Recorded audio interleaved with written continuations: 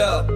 Juba keset kevadet sai kuulda ühte juttu. Üks kuulus vesse pannakse suvel ära tuttu ja siis saab rahvas nautida ilgelt vinget värki. Vesti asemel peab kandma rahvasaadik särgi.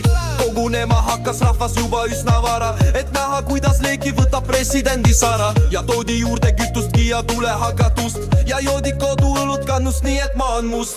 Jaaniks tuldud Sõrves äärde, kõik on tulnud tule äärde. Sellel aastal pole lõket, põleb saun, mil pole mõtet. Põleb saun ja põleb vest, püsti ainult sauna kesk. Seda paska pole vaja, põletame mani maha. Põle, põle raisk, võta juba tuld. Meie presidendi sauast alles sai null-muld.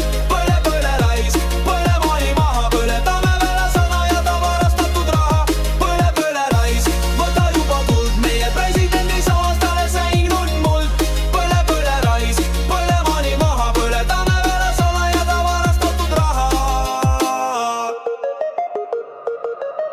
Davaivar joostes metsa poole punus minna. Teadis keegi ootamas, ei ole teda linna. Rahvas nairis karjus järgi, laske loomal minna. Jooksukas või Hiiumaale jäägu parem sinna. Saun see põles suhked, leek käis vastu taevast. Kapten lasi tuutu möödas sõitvast kaubalaevast ja rahulikult juua saavad kõik need sõrulased. Jooge kas või terve suvi nii, et pikali on kaset.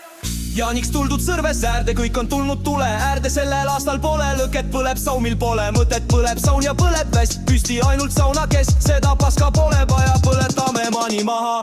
Põle, põle